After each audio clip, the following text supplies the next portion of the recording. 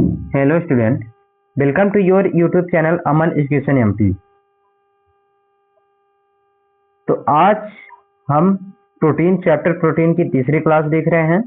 First class में हमने introduction and definition के बारे में बात किया। सेकेंड क्लास में हमने क्लासिफिकेशन के बारे में बात किया। अब हमारी थर्ड क्लास चल रही क्लासिफिकेशन के आगे, मतलब क्लासिफिकेशन के बारे में है, लेकिन हम क्लासिफिकेशन को मुख्यतः टू पार्ट में डिवाइड करते हैं। पहला क्या होता है, स्ट्रक्चर के आधार पर, एंड दूसरा सोल्युबिलिटी के आधार पर। स्ट्रक्चर के आधार पर प्रोटीन 2 टाइप का होता है एंड सोल्युबिलिटी के आधार पर प्रोटीन 3 टाइप का होता है। स्ट्रक्चर के आधार पर प्रोटीन 2 टाइप का होता है। कौन कौन से होता है? नंबर 1 फाइब्रस प्रोटीन और नंबर 2 ग्लोबुलर प्रोटीन। और सोल्युबिलिटी के आधार पर 3 टाइप का होता है, simple protein, conjugative protein and derivative protein. तो हमने सिंपल प्रोटीन हमारा कितने टाइप का होता है? 6 टाइप का होता है। 6 टाइप में हमने सिंपल प्रोटीन के 4 टाइप हम लोग पढ़ चुके हैं। उसको मैं डिटेल नहीं कर रहा हूँ, क्योंकि अगर डिटेल करूंगा तो वीडियो लॉन्ग चली जाएगी, इसलिए हम 5 से स्टार्ट कर रहे हैं। तो ये 5 नंबर है। 5 नंबर में क्या है? 5 नंबर में आपका है प्रोटामीन। प्रोटामीन क्या होता है? तो प्रोटामीन के बारे में देखते हैं। तो they are soluble in water, inorganic यहाँ नहीं होगा, they are soluble in water, major acid and ammonia. Major MEAGER,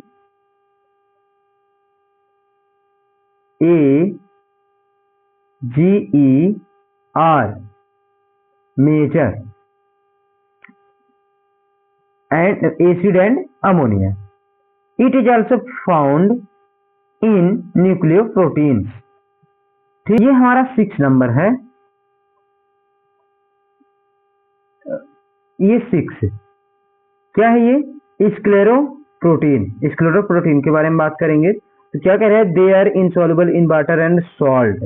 यह वाटर एंड सॉल्ट में इनसॉल्युबल होता है। But soluble in strong acid and base. यह स्ट्रॉन्ग एसिड एंड बेस में soluble होता है। ध्यान से देखिएगा, समझिएगा। मैं एक एक चीज को ऐसे अलग करके छोटे छोटे कर दिया हूं ताकि आप लोगों को अच्छे समझ में आए और कोई डाउट ना रहे। तो एग्जाम्पल इसका क्या है? Keratin, CARETINE। ये गलत हो गया है, कुछ चीजें गलत है तो मैं इसको समझा रहा हूं। CARE, ये कैरेटीन की मीनिंग हम यहाँ पे देख लेते हैं।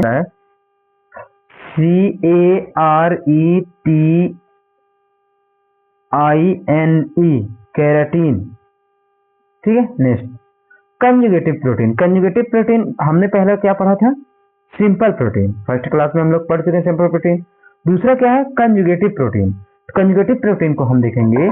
कंजुगेटिव प्रोटीन बराबर एमिनो एसिड का पार्ट प्लस प्रोस्थेटिक ग्रुप। यानी इसको समझिएगा, कंजुगेटिव प्रोटीन में एमिनो एसिड के अलावा कंजुगेटिव प्रोटीन में, देखिए मैं बहुत अच्छे से बनाया हूं, समझा रहा हूं, बहुत अच्छी चीज है। आप रटने की जरूरत नहीं है, समझने की जरूरत है। आप समय गया रटने का, अब समय आ गया फार्मूले में। अगर आप मैथ के अलावा भी कोई चीज कर रहे हैं तो वो फार्मूले में चलेगी। तो हमने क्या किया? कंजुगेटिव बराबर equal amino acid part plus prosthetic group. यानी कंजुगेटिव ग्रुप में एमिनो एसिड के अलावा, कंजुगेटिव ग्रुप में एमिनो एसिड के अलावा कोई अन्य कंपाउंड प्रेजेंट होता है जिसे प्रोस्थेटिक ग्रुप कहते हैं। देखें, 1 मिनट में आपको परिभाषा याद होगी। देखिए, कंजुगेटिव ग्रुप में एमिनो एसिड के अलावा कोई अन्य इंपॉर्टेंट कंपाउंड, कोई अन्य कंपाउंड प्रेजेंट होता है, उसे प्रोस्थेटिक ग्रुप कहते हैं। क्या है? Types of conjugative protein. तो टाइप्स ऑफ कंजुगेटिव प्रोटीन मुख्यतः 4 टाइप का होता है। Number 1 nucleoprotein, number 2 phosphoprotein, number 3 glycoprotein, number 4 chromoprotein. तो हम एक एक करके चारों को पढ़ेंगे। तो सबसे पहले हम पढ़ेंगे nucleoprotein.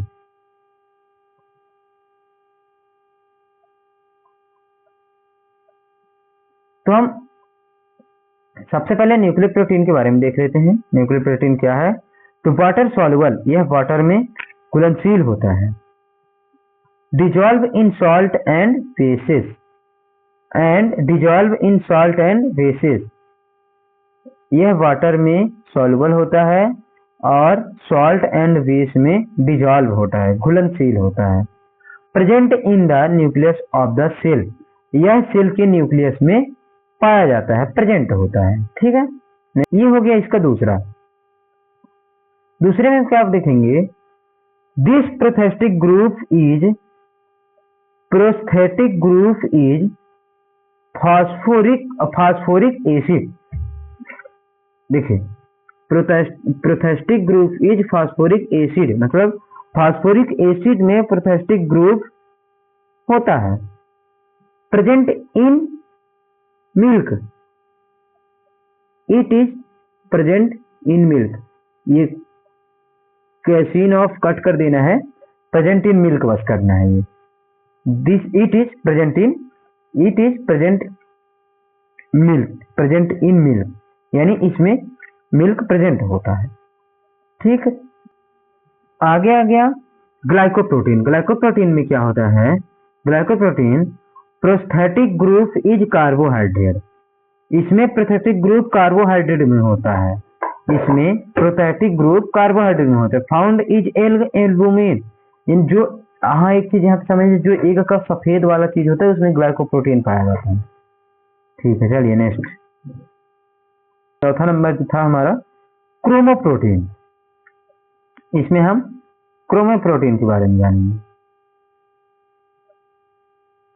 Chromoprotein prosthetic group is pigment, prosthetic group में पिगमेंट होता है।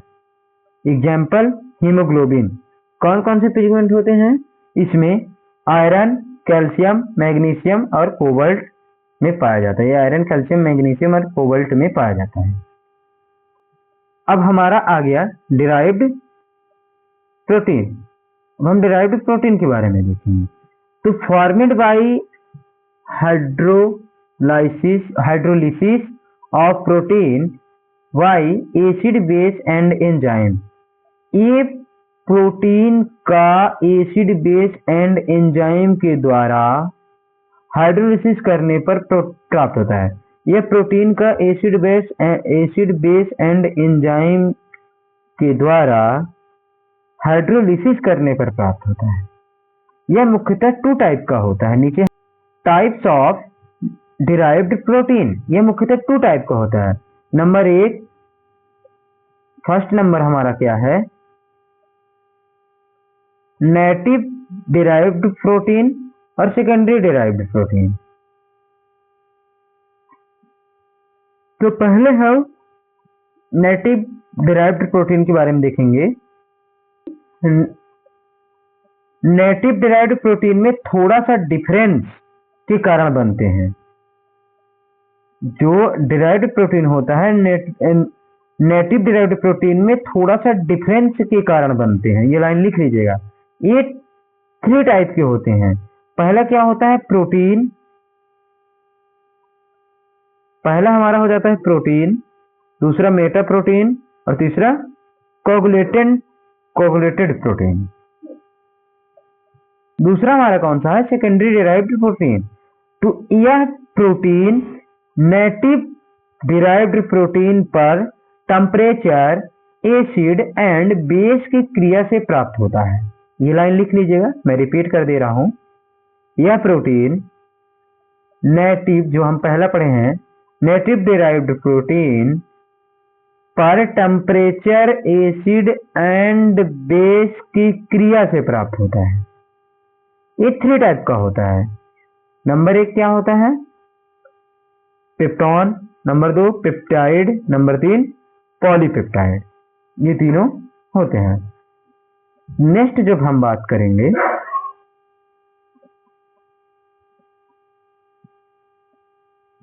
तो नेक्स्ट में हम बात करेंगे यूरिया साइकिल के बारे में। यूरे साइकिल को हम अगली क्लास में बोर्ड में अच्छे से समझा देंगे। आप लोग वीडियो को स्किप नहीं करिएगा, प्रॉपर क्लास से जुड़े रहिएगा। प्रॉपर आप लोगों को अब क्लास मिलती रहेगी। बहुत कम टाइम बचा है तो हम अब कंटिन्यू क्लासेस करेंगे।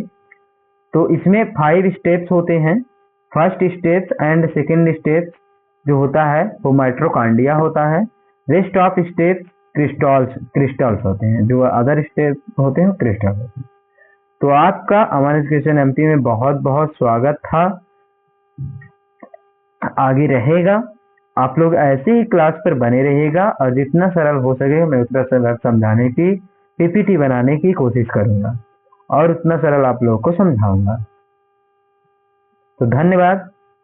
आप लोगों को यहाँ जैसी क्लास कहीं नहीं मिलेगी। सरल, सहज और डीएमएलटी बीएमएलटी के लिए बहुत अच्छी क्लासेस हैं। ग्रुप 5 के लिए मैं कल एमसीक्यू लेके आ रहा हूँ। एमसीक्यू में कार्बोहाइड्रेट के सारे एमसीक्यू रहेंगे, जिसमें से आप लोग एक एक करके उसको अच्छे से प्रिपेयर कर सकते हैं। तो थैंक यू फॉर वॉचिंग। जो हमारे चैनल पर नए हैं, चैनल सब्सक्राइब करें, वीडियो को लाइक, शेयर एंड कमेंट करें। धन्यवाद।